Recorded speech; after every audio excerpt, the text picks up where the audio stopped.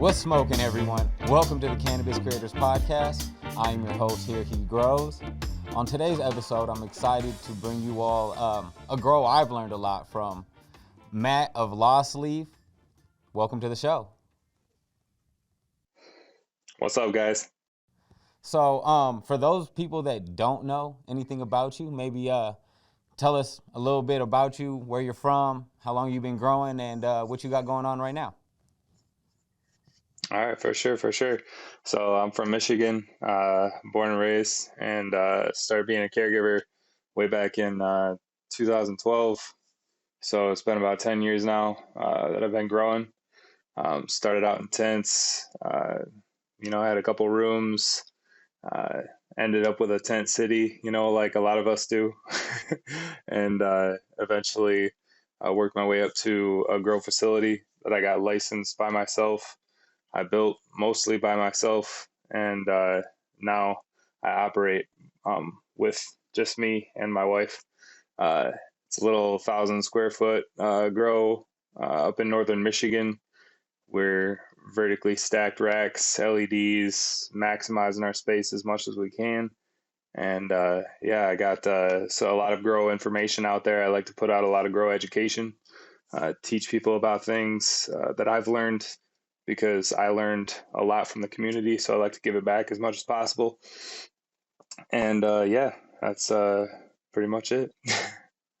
That's it. So 10 years, and now the owner, operator of Lost Leaf. Is it just Lost Leaf? Lost Leaf Cannabis? It's just Lost Leaf LLC. Yep. Where did that name come from? Honestly, my ex-partner came up with it. He thought that it was cool because we are in the middle of nowhere. We're, up here and, right next to a national forest. We're that lost leaf, it's just kind of fit. Okay, I like it. I like it. Let's take it back a little bit. Where did the journey with cannabis begin? Maybe tell us about your first experience with it, or the experience that made you fall in love with it. For sure, man. So way back, high school was my first time. It was always fun. The few times that I did it, honestly, I didn't do it that much in high school. It was right after I got out of high school that I started really dabbling into, all aspects of it. And I started trying to, smoke better and better weed every time, I came in contact with it. I just wanted the best, and then uh, over the course of time, I realized that the best was probably to just grow it yourself. I linked up with some people that were growers, and they got me all excited about it because they had amazing bud. And like I was driving out, to Lansing at that time, getting bud from where the dispensaries had just opened up, and they had some good stuff, but the stuff that I got from the growers was always better. So I begun my journey, of growing it myself, and it was a lot of research at first, and you dig deep into something that you're gonna jump into like that, and I put everything that I had into it, money wise, all the money that I was making at that time or whatever. Just working as a pizza delivery boy, back in the day.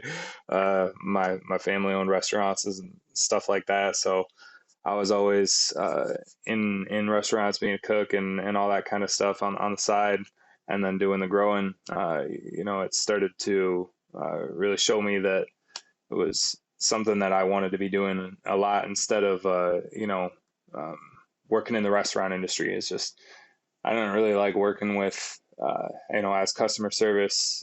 We're out here in the middle of nowhere too, so you get some backwoods people, that I don't really necessarily like dealing with. So it's nice that I'm kind of on my own now with just me and my wife. I don't really have to worry about dealing with a whole lot of people. Where especially since we're licensed, we just deal with dispensaries. We don't deal with customers directly. I do like to talk to some of the consumers for sure on Instagram, but it's just nice not actually having to be that person, you know, going straight to them. So yeah, no, it's been a crazy journey, man, and along the way, I definitely had some experiences that were pushed me a little bit more to be a little bit more passionate about it. You know, I had some experiences like where I used to work at this pizza place, and this lady's little girl had been going through chemotherapy and all sorts of crazy shit, and I got her some cannabis oil to try out, and she eventually, over the course of, I was working there for a good few years, over the course of like a year and a half, just like fully recovered from pretty much everything, wasn't in chemo anymore, and like basically saved her life. And that's something crazy that, you know, you go through something like that. You're like, damn, this literally completely changed somebody's life and like a little girl's life too. So I don't know. That's where a lot of the passion comes from, is experiences like that. It definitely helped me, you know, with some of my personal medical issues. But yeah, aside from that, I love the release. You know, the world is kind of hard to deal with, especially, you know, these days things are crazy, and so it's nice to be able to have that relief at the end of the night. You know, where you can fully escape and just kind of chill. Yeah. Yeah, most definitely. And it's always good to hear those stories. Of course, there's a lot of propaganda around cannabis. So to hear stories like that, where a little girl taking some RSO and things like that, it's life changing.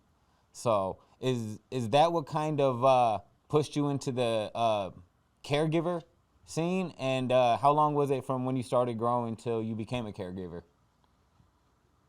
I started growing right away from being a caregiver. I didn't actually do it before I was a caregiver at all.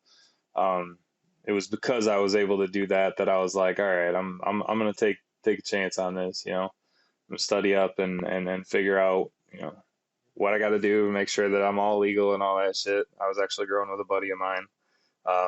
Kind of went in on it together. You know how that goes. Partnerships don't always end well in the cannabis industry, so doesn't necessarily end well, but you know, it is what it is. I was growing, with him for a good probably like year and a half, I would say 2 years. Started off in deep water culture, you know, built our whole own recirculating deep water culture system. Was using LEDs. Started off with like HPS right away, but then the switch to the LEDs. Wanted to be on that train. I wanted to be on that track to like better efficiency and all that kind of stuff. You know, electric bills, you know, were high, so I feel like any way to knock down the overhead was, you know, the way to do it. So, uh, you know, was growing with him, like I said, for a while, and things just kind of fell apart. So I had to start from scratch. Um, you know, started up just one little tent, you know, and then reinvested, got a couple more tents, reinvested, got a couple more tents, filled up the whole basement, you know, and then Put one wherever it fits. If it fits, it goes. the grower's problem is that always that we need more room, we need more space. If we just had more and more and more. And then Yeah, just a little quick yeah, side note for those people that don't really know too much about like caregiver programs, because they are, starting to become more and more rare. Explain a little bit like what the caregiver program is as opposed to a licensed facility like you run now. yeah. Okay, so the caregiver model, basically it was that you would have up to 5 patients, I believe it was, and you could have up to 72 plants. Um, so you basically went to a doctor, got a certification, and then you either were listed as a caregiver or you're a patient under somebody under a caregiver. That caregiver was supposed to grow 12 plants per patient, and the flower that was produced from that was supposed to be given back to those patients um, at, you know, whatever cost. It was obviously cost factored into, you know, how much the caregiver got back from it. You know, the caregiver could either choose to give ounces out for free or whatever they were going to do for their patients. But the gray market kind of really slipped in there because the law was just written just very vaguely. It didn't actually give a lot of guidance for a lot of aspects of things. Like, okay, you have 72 plants, but obviously you're only allowed to possess up to, like, what was it, like 15 ounces, I think it was, something like that, collectively between everything. So just shy of a pound. So if you're growing 72 plants, it doesn't add up. So you know that's where the gray market kind of came in. You were allowed to give your overages to dispensaries, was one of the kind of vague rules that was in there, but there was no rules for dispensaries. There was no zoning, no ordinances, no nothing. There was no rules about them. So uh, certain townships decided to allow them in, and either not shut them down, basically because they just started popping up. People would just open them up, and whether they weren't supposed to really get like a business license or anything because it wasn't actually like a legal thing, right? So um, they just kind of popped up and started operating, and there was a lot of townships that just shut them down. They're like, nope, we don't want this here. I was definitely in one of those towns myself. I had a few dispensaries that opened up, and they just got shut down. They got raided, for no good reason. It was just weird times, And now moving from that, into the license market, uh, it's crazy because there's a lot of red tape, and I was really lucky to be able to even get into this because it's a lot in order to get into it. It was a lot to go through the license. There was a lot of stuff that really would have negated most people that are growers in the caregiver market from actually being able to get in. But now they've kind of changed the rules a little bit, and they're starting to let people in like that. They're starting to let people in that have felonies and things of that nature, that were impacted by the drug war. So it's kind of cool that they're starting to do that, and they've lifted capitalization limits, which was basically like you had to have this much money in the bank in order to even get a license, and most of that capitalization was like 150 to $500,000 in the bank. So, it's a lot that's a big barrier for people to like. A lot of people don't just have that kind of cash just sitting around. So, you know, uh, going into it though, now it's just very interesting. It's just very different. You're basically subject to all these extra rules that you never had to follow before, like metric, I've seed to sale tracking. I basically have to tag every single plant and register every single thing I do in a statewide inventory tracking system. It's very tedious. It's a lot of wastefulness. There's a lot of plastic. You're ordering plastic for every single plant that you use, and I'm filling up 144 plants every month. That's a lot of plastic that's just generated for no reason. There's a lot of stupid rules that go with the regulation. A lot of my buddies that have jumped in from the caregiver market. We all agree that it's all kind of built by people who don't really smoke weed and don't really know a whole lot about cannabis. Like, so it's a shame that a lot of the rules are just could not even be existent or be changed to be better, because there's a lot of people that are just kind of, it's a lot of a free for all. A lot of these bigger companies, they have lobbyists, so they just come in and start paying people, to change the rules in their favor, and that's kind of the weather of the whole market right now, is that it's big guys are just trying to do everything they can to either survive and push smaller people out. And smaller guys are just trying to survive, literally. So, we're building our brands around quality. And if you're not building a brand and you don't have, you're not pushing for quality rather than quantity at this point as a smaller guy, I feel like, probably not going to survive, because you can't try to be the same as these big companies. They're huge. They have so much money. It's crazy. They're multi-state operators. You know, a lot of them have come from California, Colorado, all that kind of stuff. So it's a way different market. You know, dealing with um, these kind of situations and these kind of problems versus what I was dealing with in the caregiver market. You know, it was very much so um, dealing with people and just obviously the tides of Croptober coming in and prices dropping down or whatever. Like in the caregiver market, it's way different.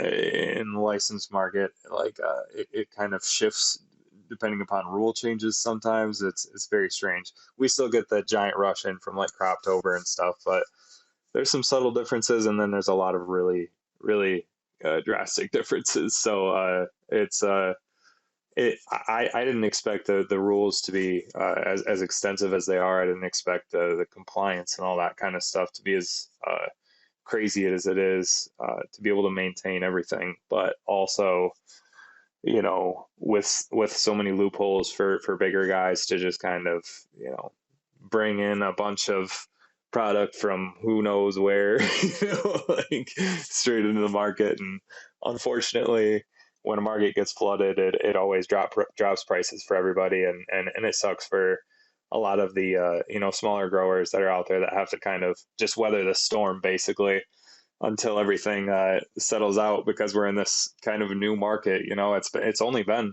a couple of years now for us that we've actually had like licensed facilities. So um, we're still a very, very fresh market. A lot of people are going based off of like THC percentages for everything, and they don't really know what true quality is yet, unfortunately. So uh, a lot of the bud tenders kind of got rushed into things. They didn't have the consumer education that they really needed to be able to push things like you guys need to be looking at how dry everything is, how harsh it is to you. Like, what is your actual effect? Like, what are you actually feeling? Like, if you were to blindfold yourself and smoke this 30% versus this 20 that's got some straight killer terps to it, like you can't tell me that you're gonna go after that 30% stuff.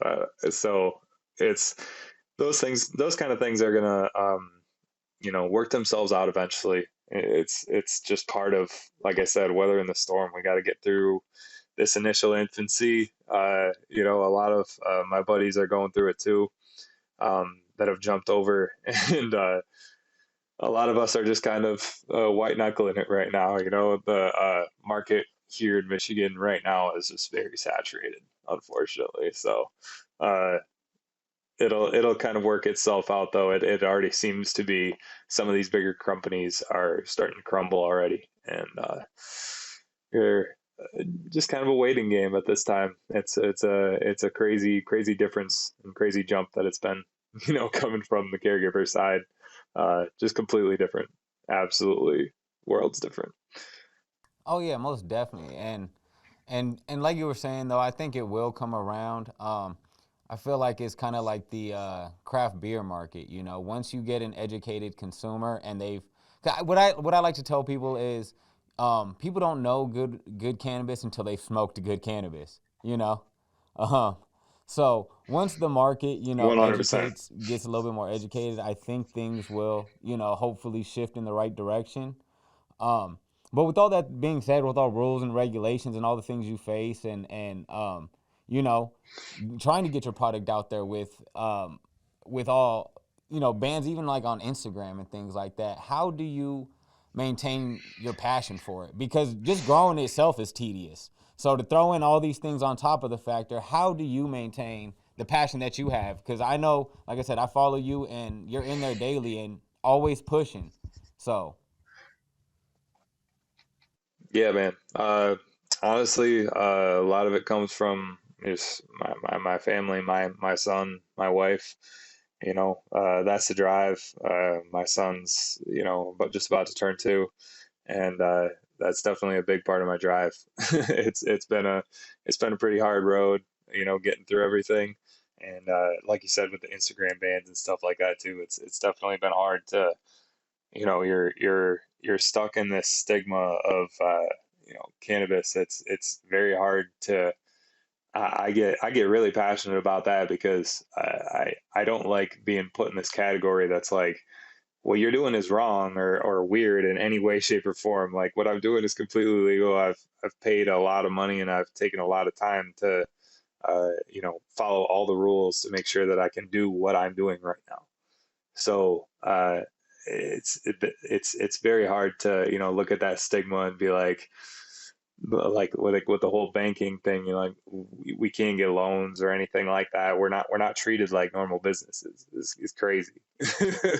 It's an absolutely crazy thing. You're very right to be able to find motivation to just keep going. I don't know. It was this whole experience has just been walking into the abyss and just holding on, just going as fast as far as I can go, pushing it, because it's it's it's I don't know. This last year too has been absolutely crazy. We had to go through some construction on the business, on the building. We had to split our flower room in half. We were having some issues with our environment just because of how everything is set up, with how many plants are in such a small space. We'd always had problems with our environment trying to maintain, the proper VVD and stuff like that. So um, we're literally running into issues with our testing over time.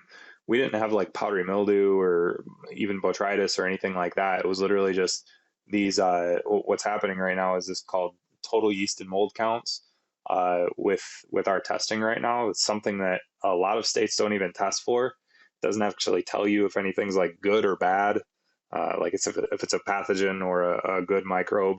It doesn't tell you if it's a beneficial microbes or anything like that. Um, there other states have testing that tells you, okay, this is something that you need to really be worried about, and we have to pass this test. That's like we have no idea what this is. It's just a total count. You could be breathing these things in the air as you're walking out throughout your day, but these things were making us fail, and it was because we didn't have enough air exchange in between our rooms.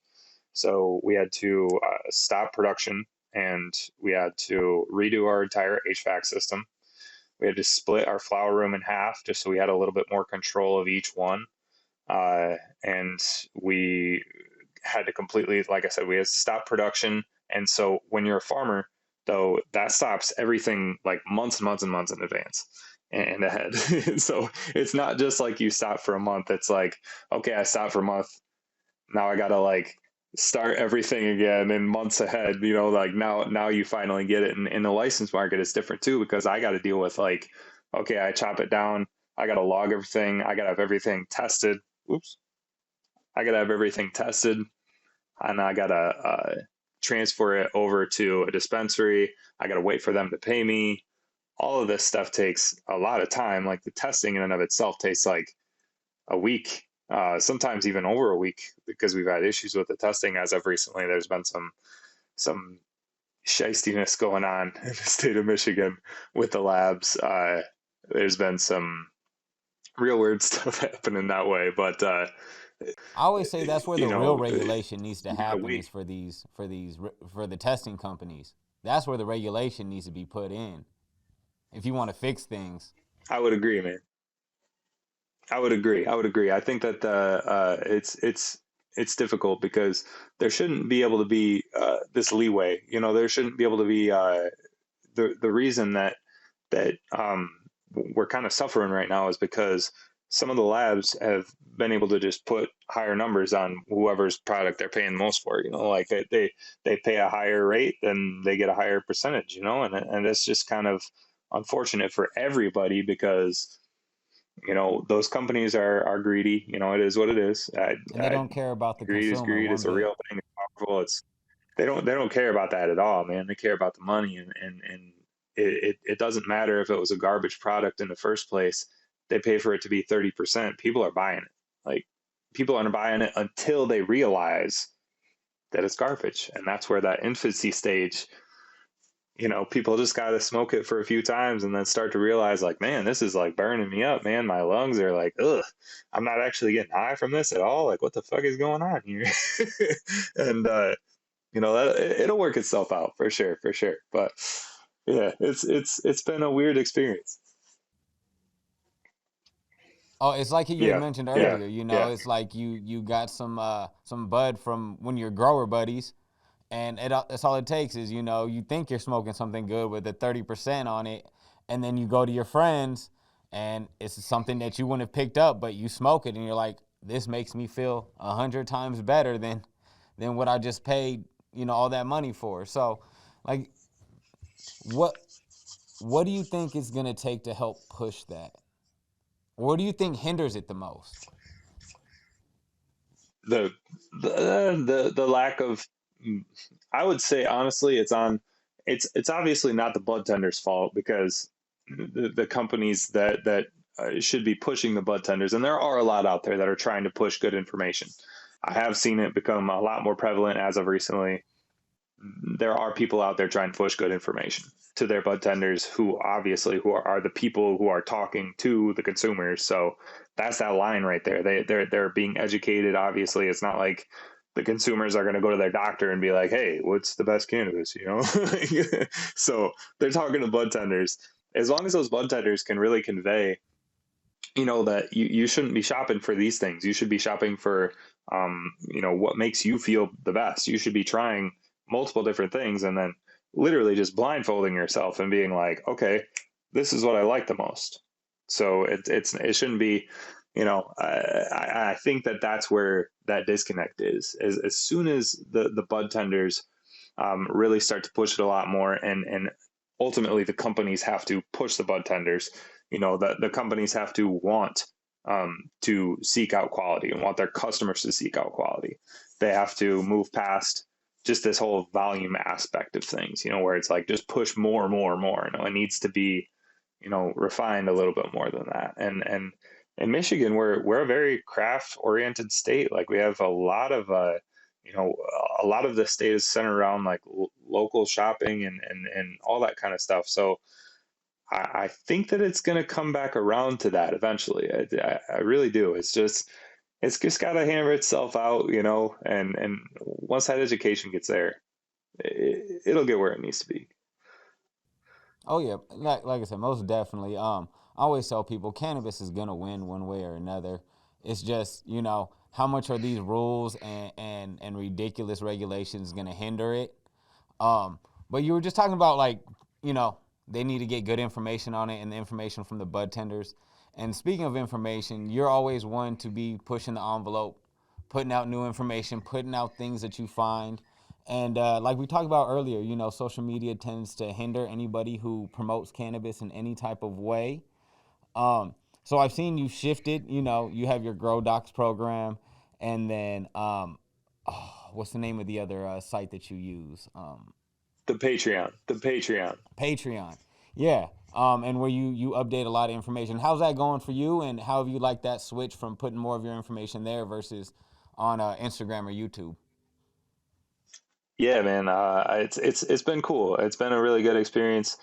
Um, I get to help people a little bit more in depth, because obviously once you bridge that gap where, you're asking somebody for information for free to you're literally paying for a service, it just changes.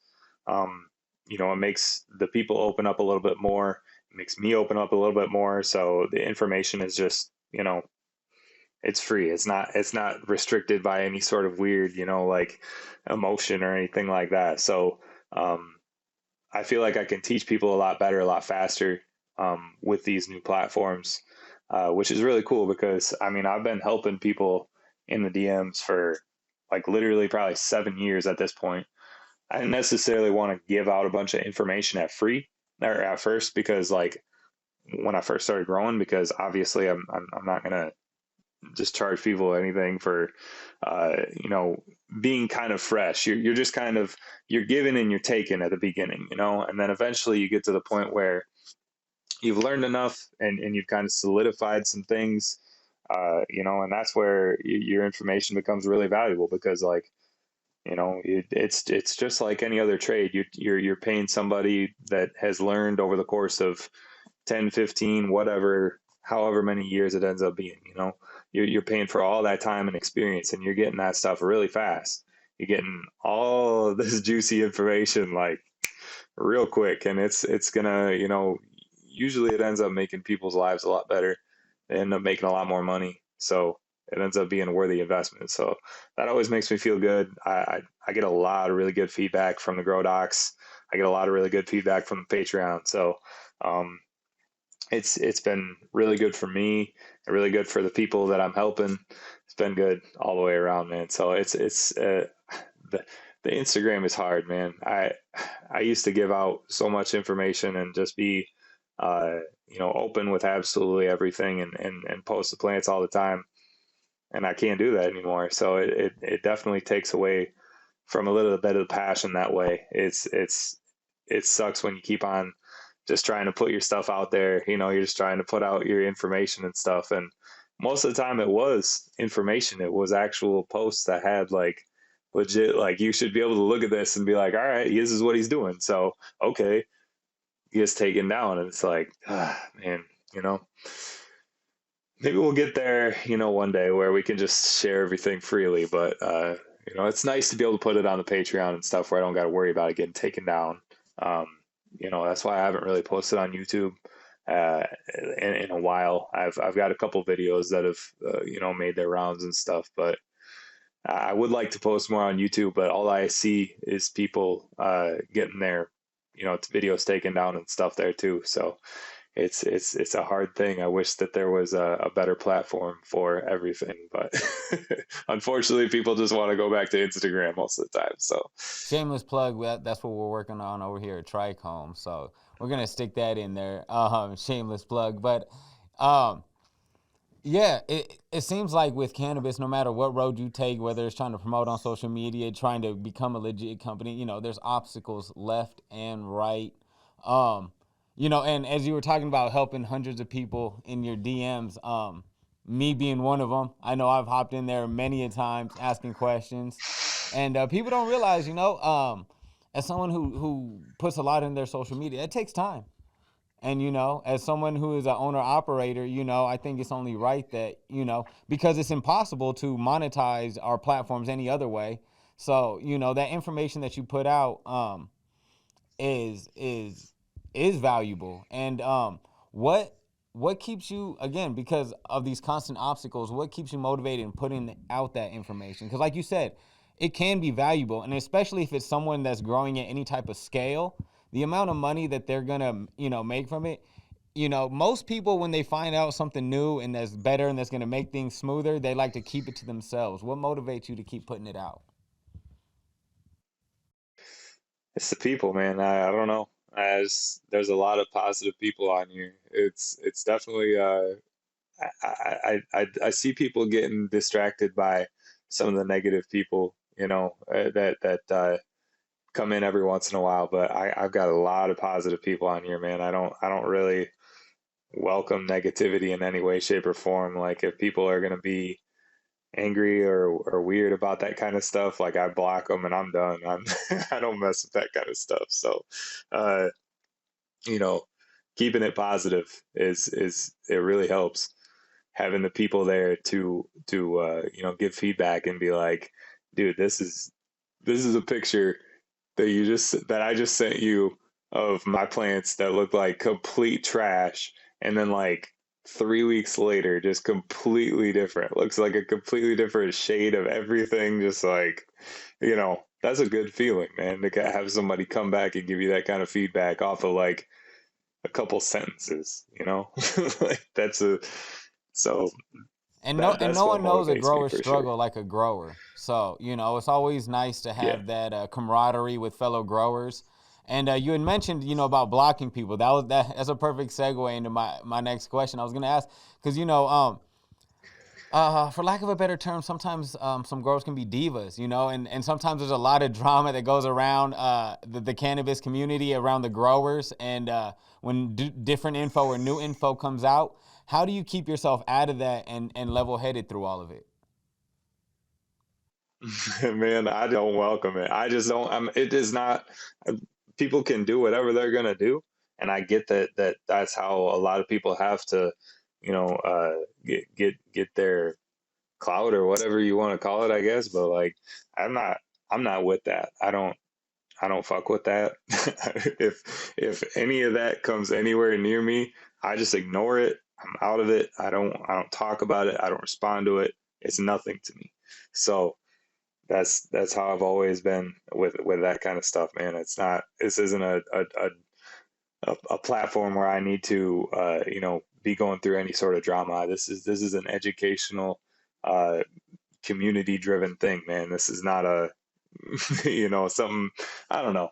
I feel like that's how I feel a lot about the internet in general, man. I think that this is an unlimited resource for everybody, and a lot of people use it the wrong way. You should be using it to better yourself and to, learn new things. Yeah, yeah, it's absolutely a tool. 100%, man. So that's where I'm at with it. I love it. I love it, man. So it sounds like, just bottom line, Matt of Lost Leaf is just a man of the people, which is what I knew beforehand. But hearing all these stories, and some of the history behind it, it's great to hear. And I'm sure us girls, we can go on talking about cannabis for days. But I think we got some good info, and definitely gonna have to get you back on and hear some more about what you got going on, and get into some depths about some other things. But yeah, I think we have an episode here, man. How do you feel? For sure. You like it? It feels good, man. All right, It man. Is always there feels good to talk. Stuff, man. any promo, or any let us know what you got going on, what's to come, what people should be looking out for, what area to let their dispensaries know to get Lost Leaf on the shelves.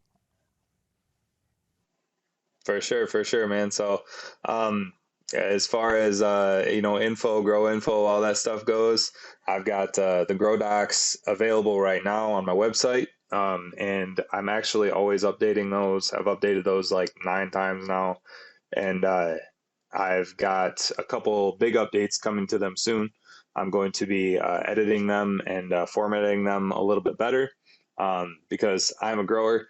I'm not necessarily a writer, so I'm seeking the help of somebody to help make everything a little bit more easy to comprehend and stuff like that.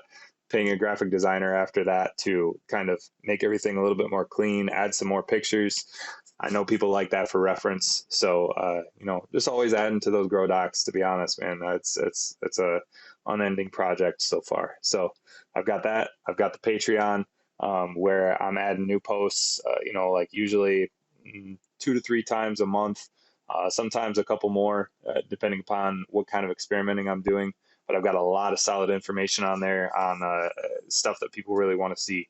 Irrigation stuff, guides for like acclimations, cloning, all that kind of stuff, man. It's like, and I got videos. It's a lot of really good information. It's a lot of really good in-depth stuff in there, and you get access to me on the DM if you need something for support.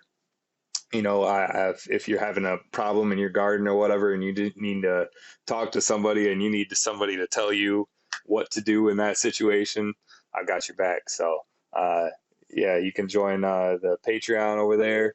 And then as far as flower goes, we've got harvest rolling once a month now. So we are fully kicking. Um, we just had some more product sent to the lab. I should have results back on that by the end of the week, and then I'm just going to be talking to the dispensaries that approach me. Honestly, I don't use platforms like LeafLink or anything like that. It's everything that I do is just one to one.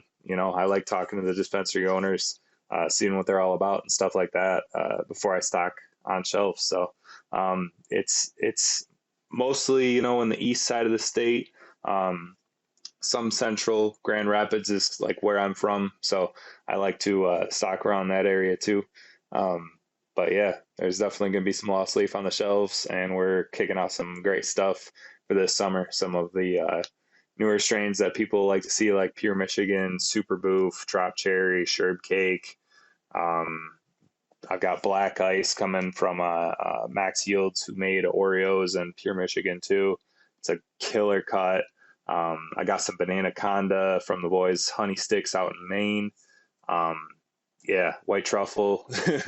Few really good things, exciting things coming for this summer. So, yeah, keep an eye out. Love it, man. This man is a busy guy over there, always working, always improving. For the people that made it to this end of this episode, I am going to purchase a Grow Doc and a Patreon membership for someone. So if you don't follow LostleafMatt, give him a follow on Instagram, tag me in it, and that'll be your entry. And we'll do that. If you're in the Eastern Michigan, make sure you request Lost Leaf on the shelves, and we'll have to do this again sometime. Appreciate it, brother. Hell yeah, man. Thanks for having me. Of course. And thank you, everybody, for joining. And until next time, stay high, my friends. And that's a wrap. We'd like to thank you again for joining us for another episode of the Cannabis Creators Podcast. Please don't forget to like, comment, share, and subscribe. We look forward to bringing you many more episodes because we know from growers to stoners, every smoker has a story. This podcast is presented by TRICHOMES.com. And once again, I am Here He Grows. And until next time, keep it green, y'all.